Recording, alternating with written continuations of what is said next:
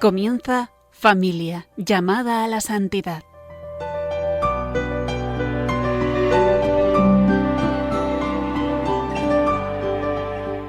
Un programa dirigido por Mari Carmen Brasa y Adolfo Sequeiros.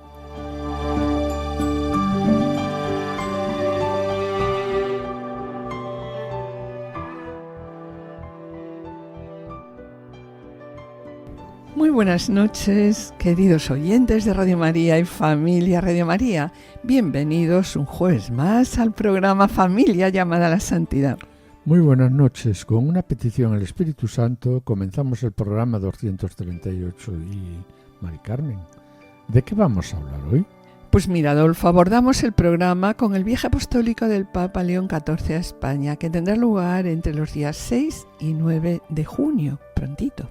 La agenda oficial del Sumo Pontífice incluye una misa multitudinaria, encuentros con la familia real, el gobierno, así como eventos con jóvenes, voluntarios y el mundo de la cultura. En la sección Formándonos hablaremos de la urgencia del testimonio que debemos dar los matrimonios cristianos en el mundo actual.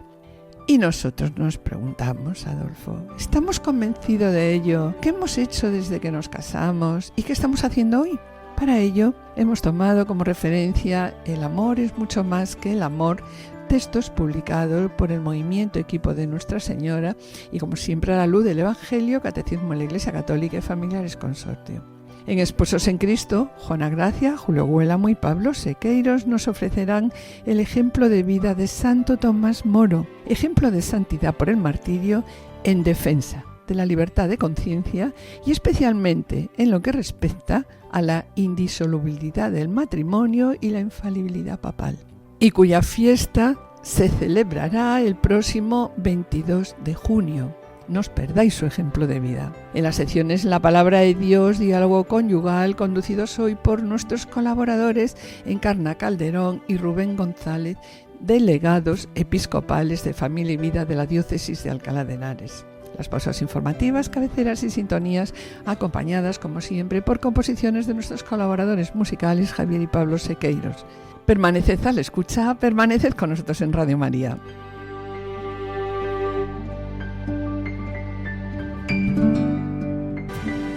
Alzo la mirada, mis ojos en Jesús.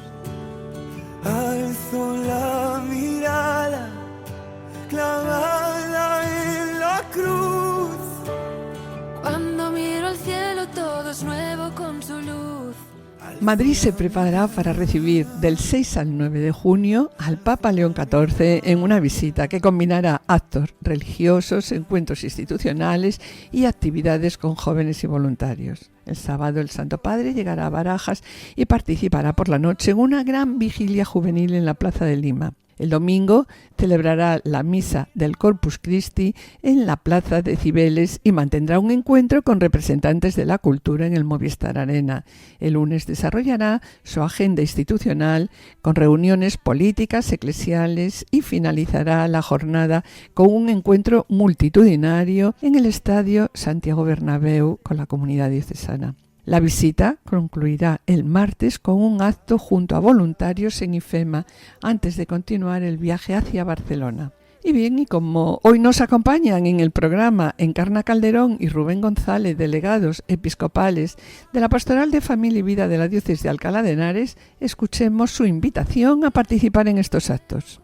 Pues también desde la delegación, pues aprovechando que estamos aquí en Radio María, pues que os queremos invitar a la próxima visita del Papa, con todos los actos en los que el Papa estará presente, sobre todo en la vigilia de oración con los jóvenes y en la Eucaristía que celebrará en la Plaza de Cibeles. Todo el que quiera asistir pues se debe apuntar a través de su parroquia. Desde la delegación hemos considerado que era mejor que la gente fuera con su parroquia, más que nada por no confundir dónde me inscribo, dónde no me inscribo y dónde. Yo creo que es un momento muy bonito ir con toda la parroquia, estar inscrito, participar, apoyar al Papa. Y luego desde la conferencia episcopal se está haciendo una propuesta que es muy bonita. Desde el día 19 de abril se nos invitó a todas las diócesis a que cada día una diócesis orase por los frutos espirituales de esta visita del Papa a España, ¿no?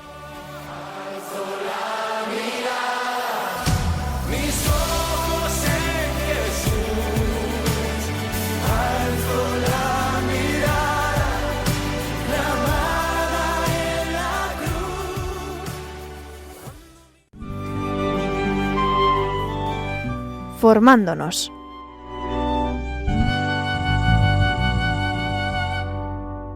Como comentamos en el sumario, hace más de 70 años que el padre Caffarel señalaba ya la urgencia del testimonio del matrimonio cristiano en el mundo.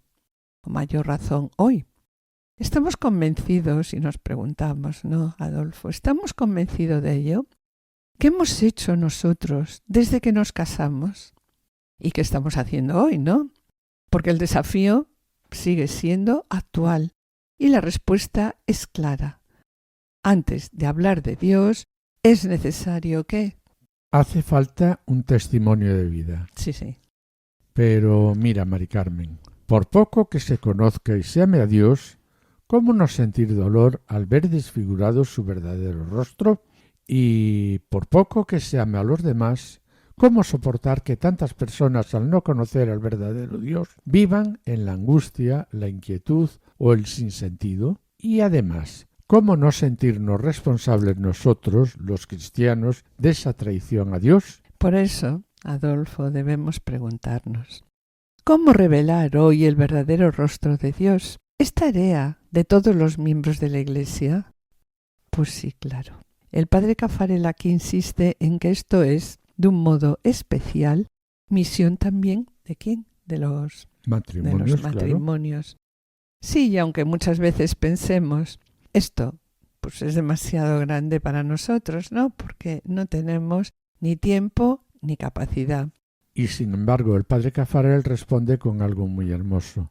Precisamente porque sois matrimonio, sois los más adecuados para esta misión. Tenéis un carisma propio. Y además, no hace falta hacer cosas extraordinarias ni abandonar las tareas familiares o profesionales. Pues así es. Porque lo que el mundo espera de nosotros, ¿qué es?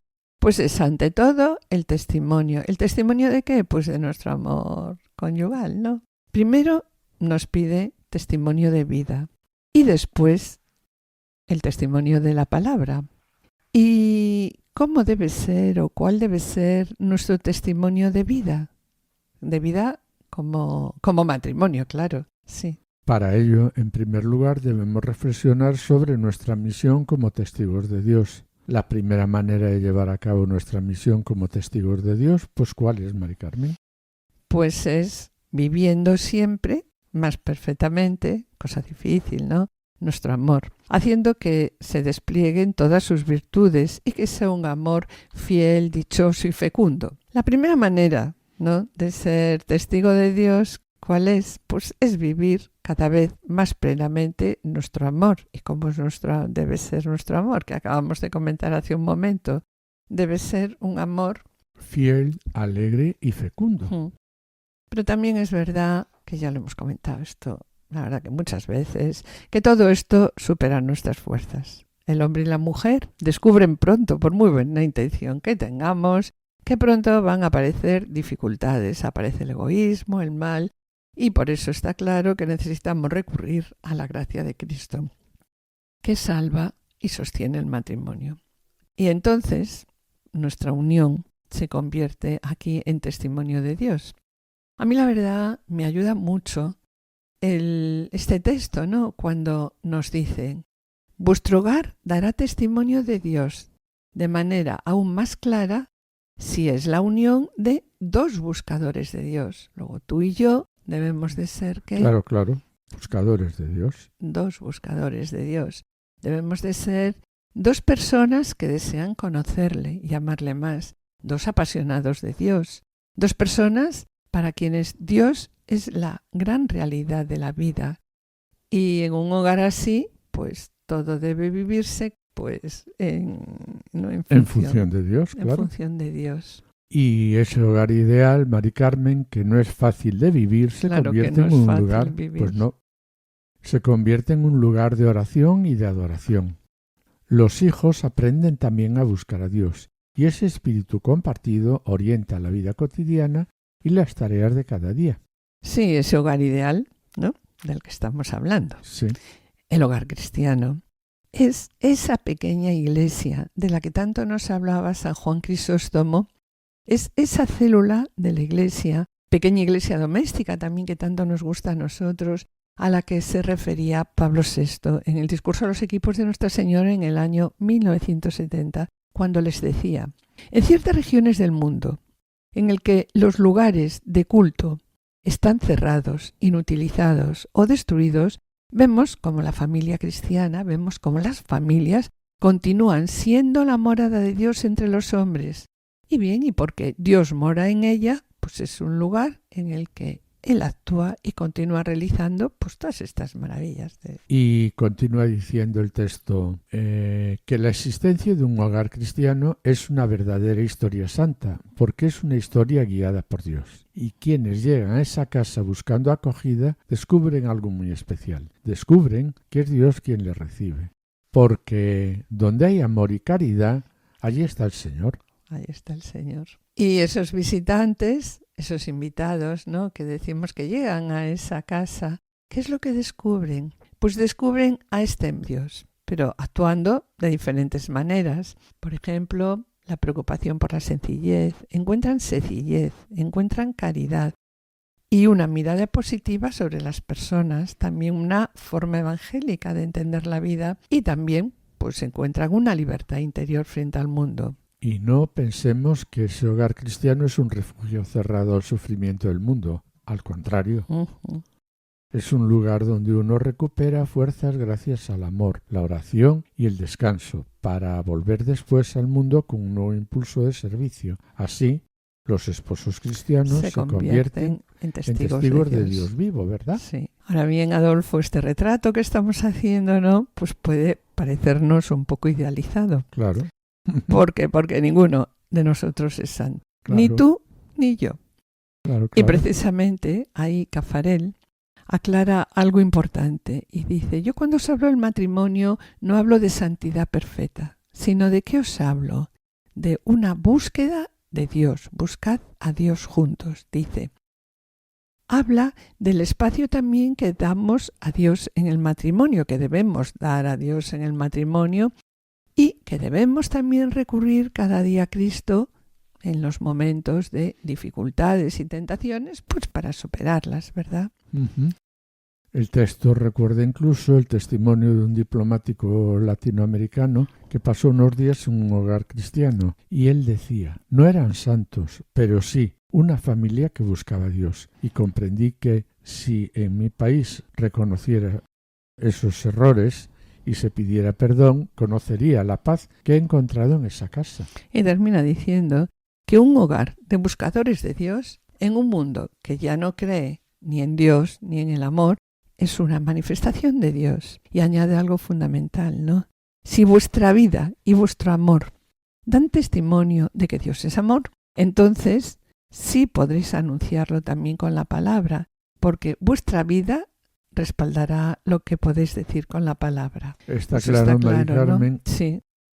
Que lo primero que debemos dar es testimonio de vida. Claro. Y el ejemplo es fundamental. Ese testimonio de vida. Y después podremos acudir a la palabra. Con el testimonio de la palabra. Nada más verdad, tú y yo y el amor, que aumentó por años, hasta envejecer cogidos de la mano.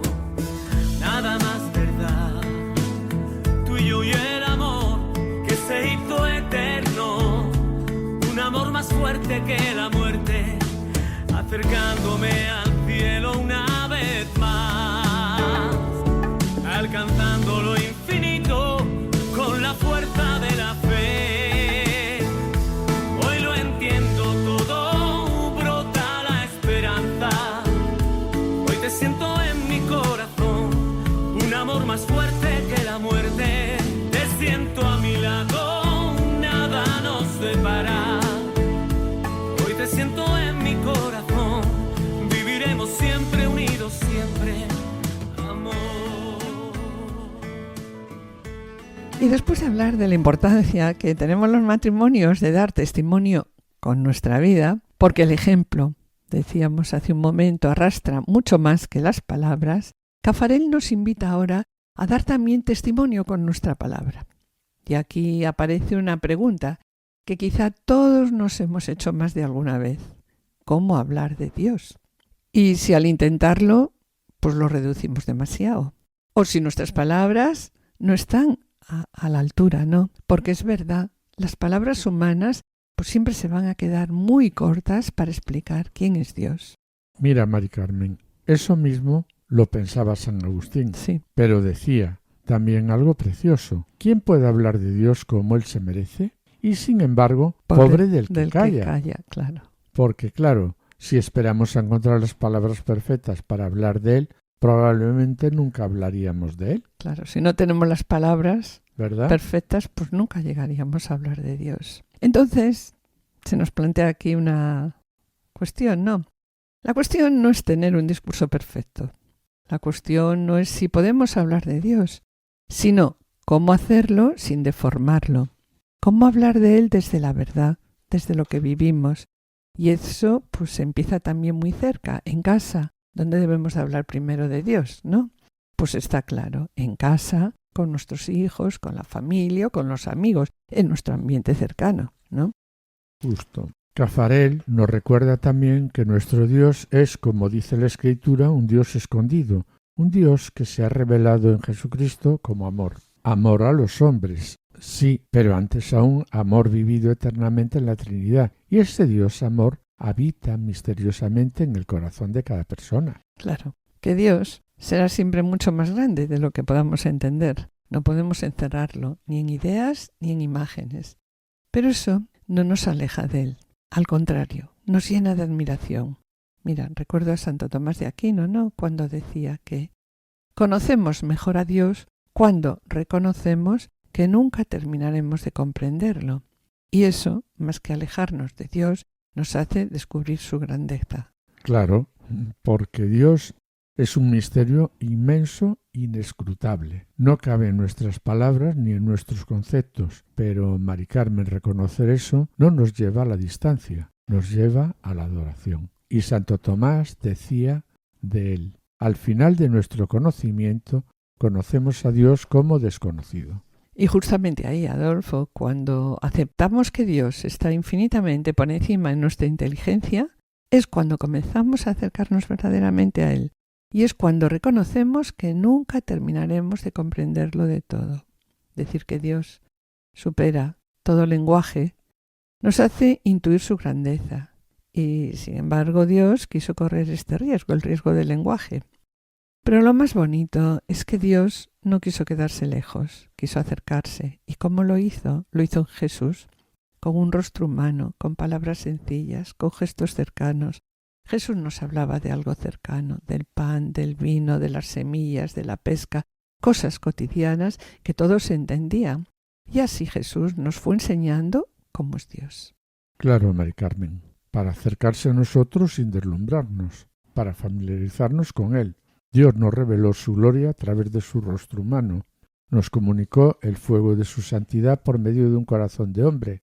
En Jesucristo, Dios nos mostró quién es. Y el Evangelio, Adolfo, lo dice claramente. Dios ha amado tanto al mundo que entregó a su Hijo único. La palabra amor es quizá la que mejor expresa quién es Dios para nosotros. Pero como tantas veces hemos comentado en todos los programas, es también una palabra desgastada, confundida, muchas veces con sentimientos pasajeros o intereses humanos. Claro, y por eso el padre Cafarel nos interpela directamente a los esposos. ¿No os corresponde a vosotros revelar con vuestra propia vida el verdadero significado del amor?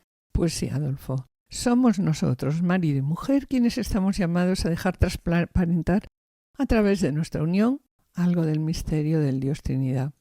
Porque nuestro Dios es comunión de personas que se aman eternamente, y esa comunión podemos empezar a descubrirla poco a poco. ¿Dónde? Pues en la oración, en el silencio, en una entrega cotidiana, en el perdón, en la Eucaristía.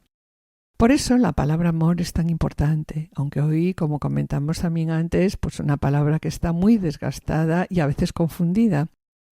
Quizá somos nosotros, ¿no?, los esposos, quienes tenemos que devolver su verdadero sentido a la palabra amor. Porque cuando un matrimonio se perdona, se cuida, se mantiene unido en las dificultades, se escucha y acompaña, bueno, pues está hablando de Dios sin necesidad de grandes discursos. Y como decíamos hace un momento, ¿no? Cuando un matrimonio acude a la Eucaristía, acude al sacramento de la penitencia y hace oración. Y finalmente, bueno, pues nuestra manera de querernos es verdad que puede ayudar a otros a descubrir cómo ama a Dios.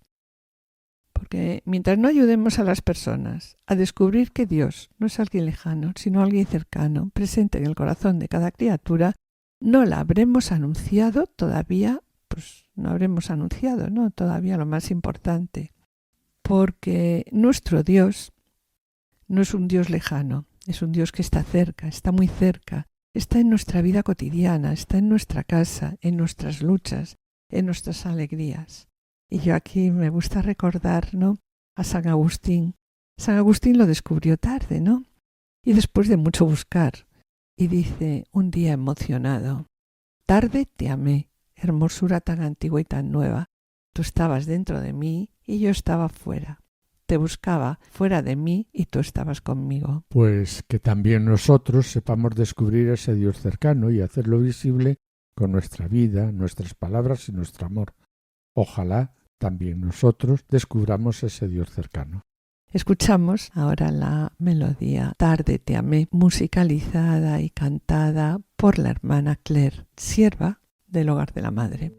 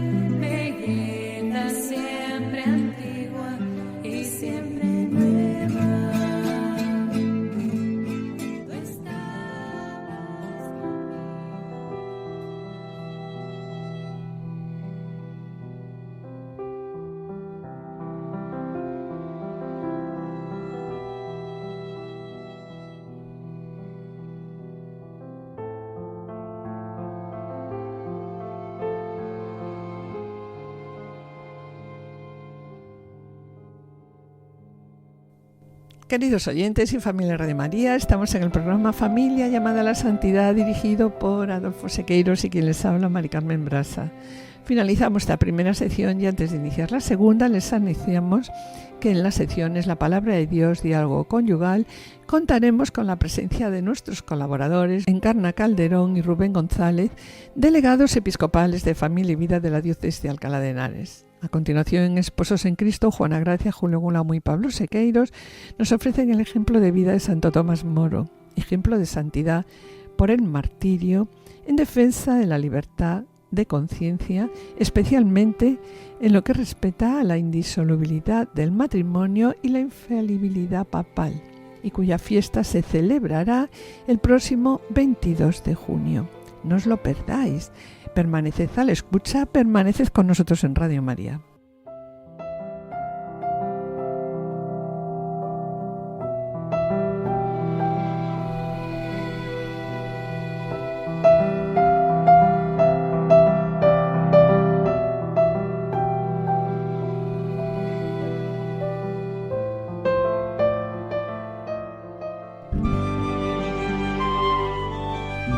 Esposos en Cristo.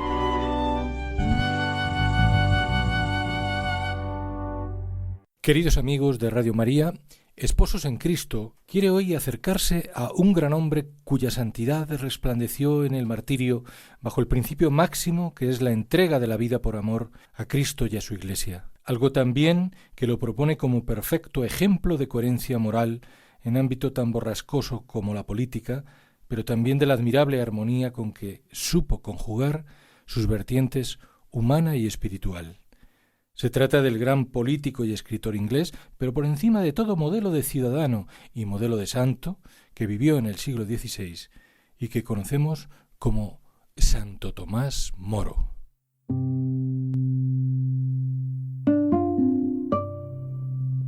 Tomás Moro guarda un perfil menos conocido y para nosotros también de gran relevancia. Nos referimos a su vida ejemplar como esposo y como padre.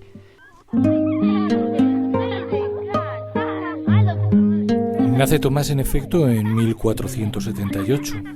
A los 13 años va a trabajar como ayudante a casa del arzobispo de Canterbury y éste, al percibir el carácter despierto del joven, lo guía hacia el estudio en el colegio de la Universidad de Oxford. Como resultado, obtiene una esmerada educación y un conocimiento muy profundo de la filosofía escolástica cristiana y de la elocuencia de los clásicos. A pesar de lo cual, su padre, probablemente por su condición de juez, lo orienta hacia la abogacía. Así que apenas cumplidos los 22 años, Tomás se convierte en un brillante doctor y profesor en Derecho. Justo por entonces, no obstante, comienzan a asaltarle dudas sobre su auténtica vocación. Y así resultó que a principios de 1505 contrajo matrimonio con Juana. Ambos fueron muy felices y tuvieron 4 hijas que fueron el centro del amor de Tomás. A su educación se dedicó con tal esmero que su hogar era conocido como la Academia Cristiana.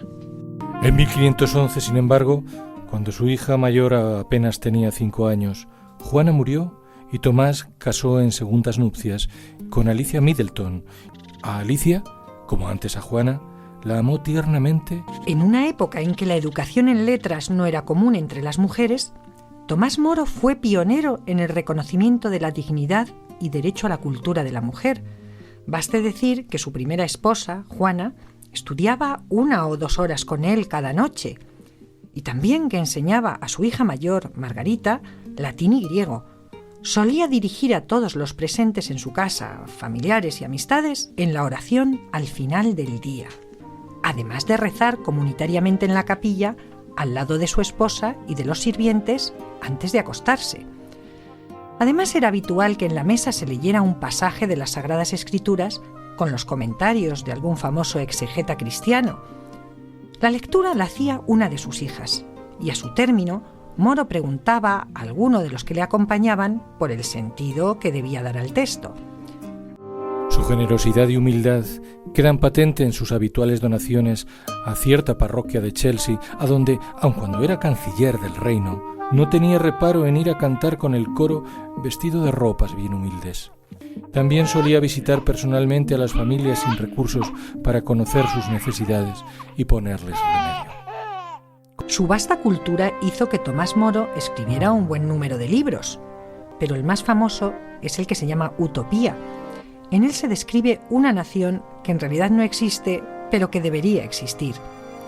En su escrito ataca fuertemente las injusticias que cometen los ricos y los altos miembros del gobierno con los pobres y los desprotegidos, y va describiendo cómo debería ser una nación ideal. Esta obra lo hizo muy conocido en toda Europa. En efecto, su creciente prestigio hizo que en 1529 Moro fuera nombrado por el rey canciller, o lo que es lo mismo, ministro de Relaciones Exteriores. Pero este altísimo cargo no hizo variar su sencillez y su espíritu familiar. Siguió asistiendo a misa cada día, confesándose con frecuencia, comulgando.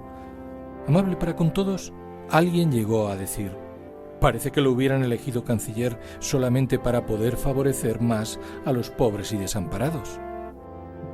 Todo cambiaría, sin embargo, 2 años después para él, para los suyos y para los cristianos ingleses en general. Así, el rey Enrique VIII se divorció de su legítima esposa para vivir con Ana Bolena, y como el sumo pontífice no aceptó este divorcio, el rey se declaró jefe supremo de la religión de la nación y declaró la persecución contra todo el que no aceptara su divorcio o no lo aceptara a él como reemplazo del Papa en Roma. Moro entonces, firme en sus convicciones y en su fe, fue destituido de su alto puesto. Le despojaron de todas sus posesiones y fue hecho prisionero en la Torre de Londres, donde permaneció encerrado durante 15 meses. Su situación personal y familiar quedó pues reducida casi a la miseria, pues su única renta era una pensión muy modesta de la Orden de San Juan de Jerusalén. La esposa del santo tuvo que vender sus vestidos para procurarle lo mínimo necesario y en vano pidió 2 veces clemencia al rey, alegando la pobreza y mala salud de su marido. Verdaderamente hermosas son en ese momento las cartas llenas de amor filial que desde la cárcel escribió Tomás a su hija mayor, Margarita, muy desconsolada por la situación de su padre, a quien quería especialmente.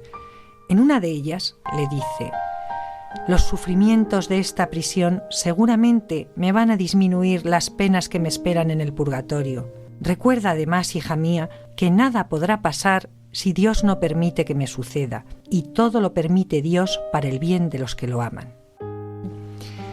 Y con toda ternura acaba transmitiéndole otra vez su plena confianza en el Padre. Así dice: «En realidad, Margarita, estoy aquí tan bien como en mi casa, porque Dios, que me hizo un niño travieso, me guarda contra su corazón y me acaricia como a un pequeñuelo». Finalmente, tuvo lugar el Consejo de Guerra. Le pidieron que aceptara el mandato del rey, pero él contestó: «Tengo que obedecer a lo que mi conciencia me manda y pensar en la salvación de mi alma.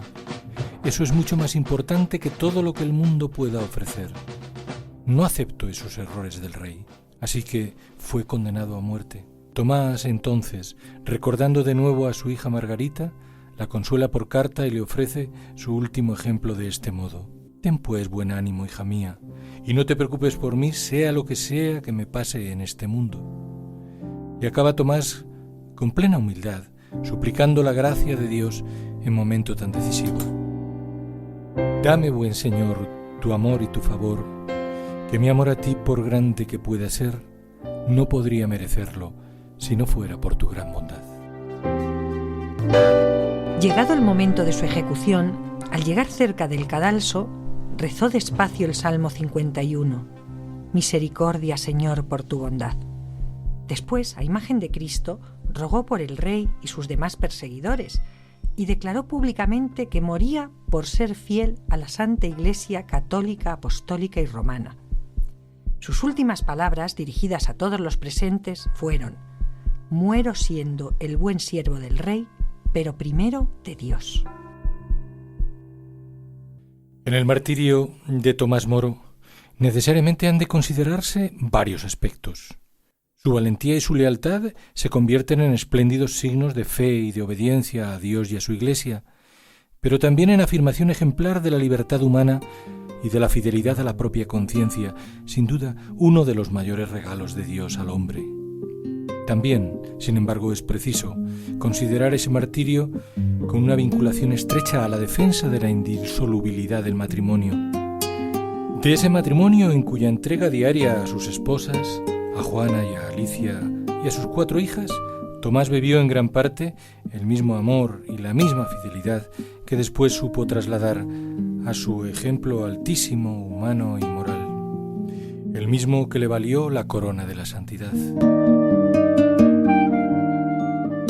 Cierto que tuvieron que transcurrir más de 4 siglos en este reconocimiento, precisamente allá por 1935. Y sin embargo, su carácter de mártir de la fe, ejemplo de coherencia moral en ámbito tan borrascoso como la política, y la admirable armonía con que supo conjugar lo humano y lo sobrenatural, condujeron a que en el año 2000, el entonces Papa Juan Pablo II lo proclamara patrón de los políticos y los gobernantes, por cuanto su vida fue ejemplo de santidad en medio de las tribulaciones y persecuciones que le procuró la alta política, por la defensa hasta la muerte de los ideales humanos más nobles y de la fe cristiana, incluido el matrimonio en Cristo.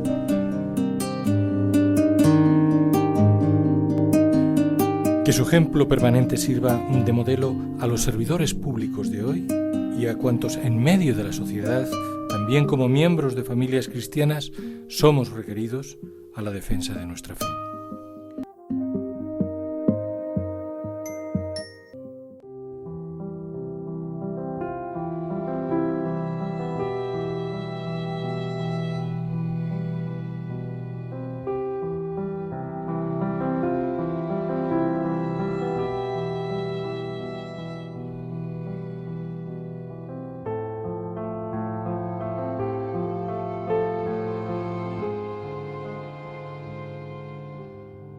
Queridos oyentes y familia Radio María, estamos en el programa Familia llamada a la Santidad, dirigido por Adolfo Sequeiros y quien les habla, Mari Carmen Brasa.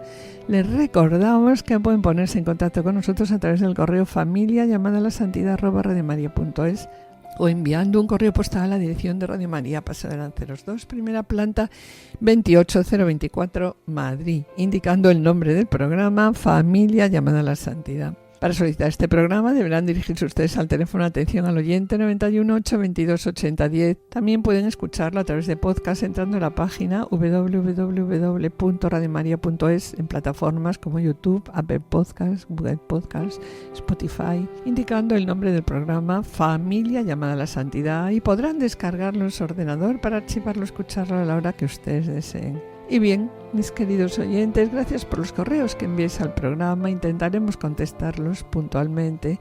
Sabed que vuestras palabras son de gran ayuda para todo el equipo. Sabemos que el trabajo lo lleva Cristo y su Espíritu, y nosotros solo somos siervos inútiles que intentamos hacer lo que tenemos que hacer.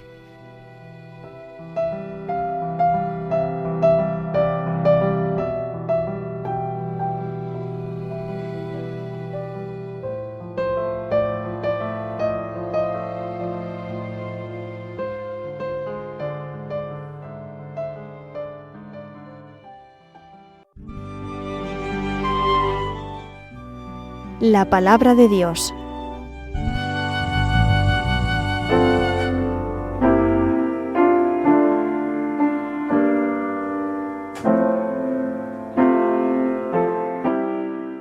La lectura que hemos tomado de la palabra de Dios para este día es del Evangelio según San Juan.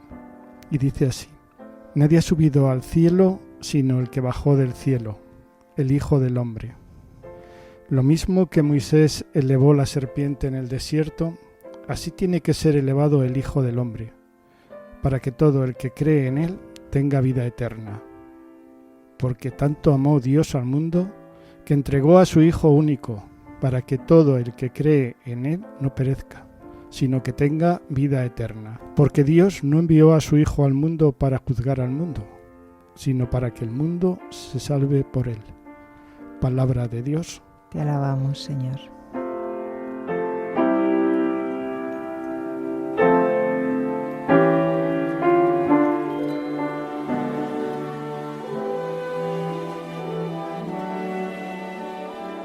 Te damos gracias, Señor, por lo mucho que nos quieres, por el regalo de la fe, porque tú eres verdaderamente la vida.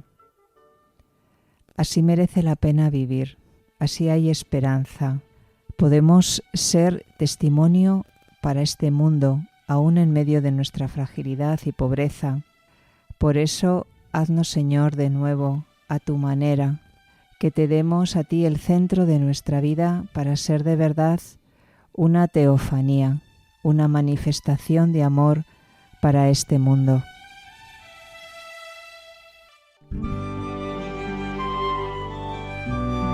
Diálogo conyugal.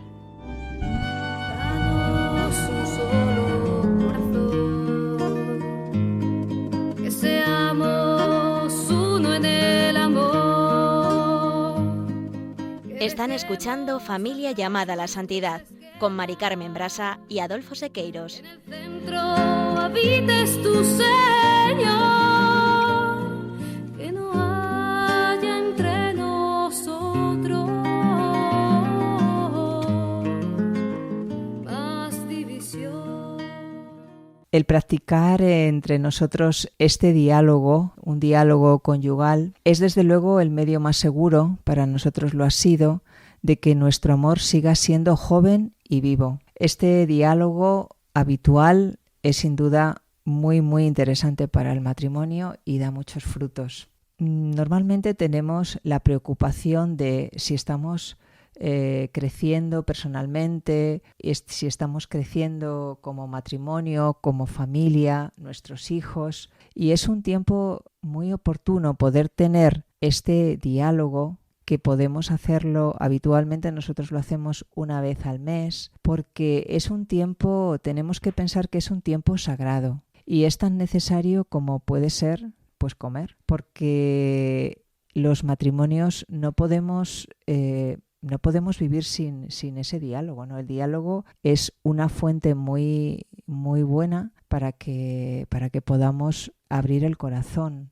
Entonces, algunas pinceladas que aconsejamos para el diálogo, pues reservar una fecha, preparar muy bien ese diálogo con lo que queramos tratar, pero haberlo preparado un poquito antes, si puede ser en la oración mejor, y no tener prisa, tener un tiempo tranquilo, sosegado. Nosotros habitualmente, y es muy aconsejable, pues hacerlo empezando pues por una lectura bíblica que podemos leer juntos, dejar un poquito de silencio, después pues hacer una oración. Si podemos, y si lo hacemos en casa, podemos encender una vela, poner un icono de la Sagrada Familia, preparar del todo el corazón para que realmente nos podamos acercar delicadamente al corazón de nuestro esposo, porque todos sabemos, ¿verdad?, la dificultad que tenemos los matrimonios, pues de expresarnos los sentimientos o las confidencias, los miedos, las inquietudes, las dificultades, y que esto sabemos que no se puede hacer en medio del ruido y de las prisas. Por eso, pues, la invitación en este tema tan interesante del testimonio de vida, pues es poder hacer un diálogo en torno a esto, ¿no? A este tema tan bueno. Yo una de las cosas que me parece más interesante es que dentro de los 7 sacramentos, nuestro sacramento, el sacramento del matrimonio, es uno de los 2 sacramentos al servicio de la comunidad. Tanto el sacerdocio, el orden sacerdotal, como el matrimonio están destinados para estar al servicio de otros. Luego, nuestro matrimonio no puede ser solamente el lugar de la casa, sino, por supuesto que el primer lugar es el de la casa, pero también es el testimonio de la casa, en casa y fuera de la casa, ¿no? Entonces, en este tema, los esposos, cuando vivimos una espiritualidad rica, ¿no?, cuando hay un tiempo de escuchar a Dios, de poner en práctica, de obedecer, de fiarnos de Dios y poner a Dios en el centro, pues nos vemos en la obligación, y que esto es lo que nosotros hemos vivido durante mucho tiempo, pues nos sentimos tan agradecidos que queremos darlo. También queremos ser un testimonio para todos, ¿no? Primero para los de nuestra casa, por supuesto, ¿no? Y después para los de fuera. Porque lo que queremos compartir con todas las personas que nos rodean es que Dios es la fuente del amor, y que gracias a eso pues nosotros disfrutamos de vivir cada año de estar casados, pues una riqueza mayor. Por eso, pues el amor se fortalece sobre todo con el diálogo y también con el perdón. Os invitamos a que nos podamos unir juntos en ese diálogo, que todos los matrimonios pues podamos tener un tiempo adecuado para encontrarnos, para hablar, para abrir el corazón y pues para recuperar otra vez el objetivo perdido y también el orden interior que todos necesitamos. Pistas para diálogo.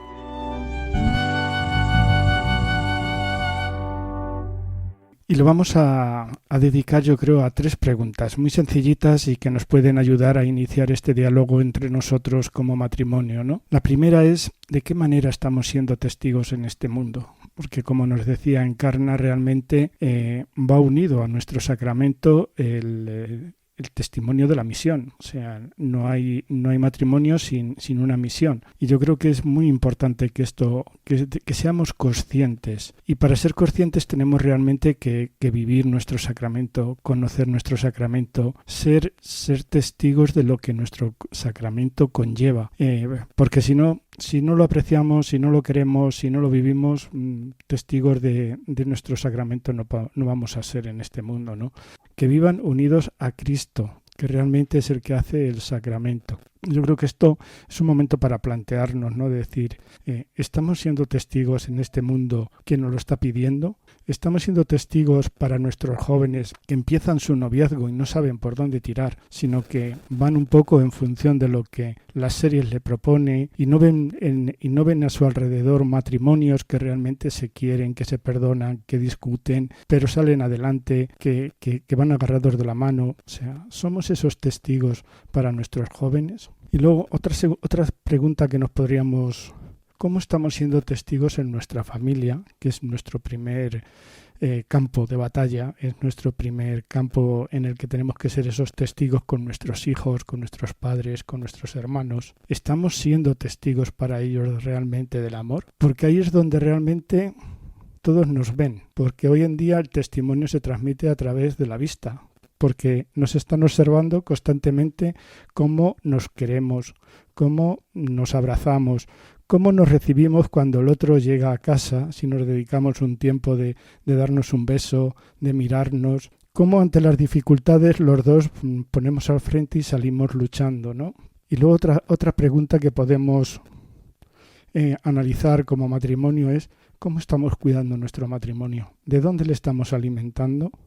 Y yo creo que este es el momento para decir, el único que puede alimentar nuestro matrimonio es la Eucaristía y el sacramento de la penitencia. Si nos estamos alimentando de eso, viviremos de eso. Realmente son los auténticos surtidores que fortalecen nuestro vínculo matrimonial, la Eucaristía y el sacramento de la penitencia. Por lo tanto, yo creo que 3 preguntas muy sencillitas para nuestro diálogo, ¿no? ¿Estamos siendo testigos en este mundo? ¿Cómo estamos siendo testigos en nuestra familia, con nuestros hijos, con nuestros padres?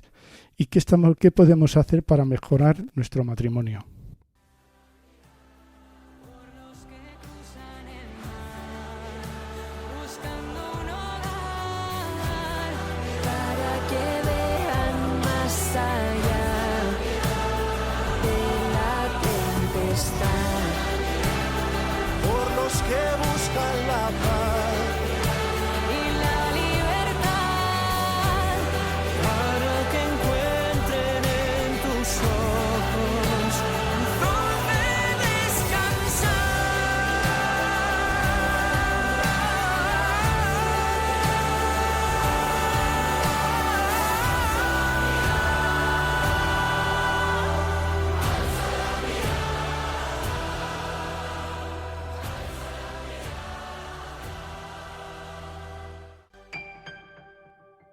Y con pena, mis queridos oyentes, tenemos que despedirnos.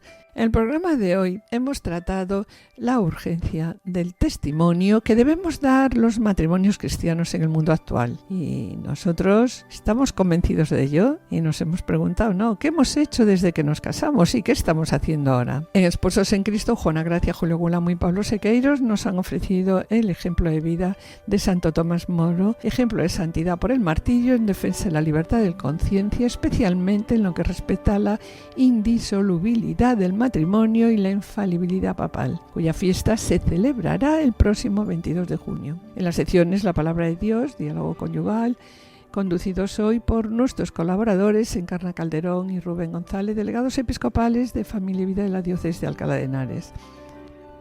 Las pausas informativas han estado acompañadas por composición de nuestros colaboradores Javier y Pablo Sequeiros, y damos gracias a los centros de control de sonido por su ayuda y colaboración. Y esperamos estar de nuevo con vosotros el jueves 2 de julio a las 9, a las 21 horas. Que el Señor os bendiga. A continuación, damos paso a los servicios informativos de Radio María. No se lo pierdan, permanezcan a la escucha, permanezcan con nosotros en Radio María.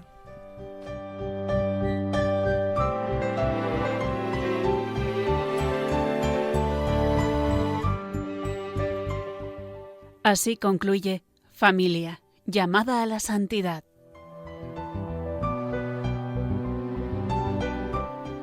Un espacio dirigido por Mari Carmen Brasa y Adolfo Sequeiros.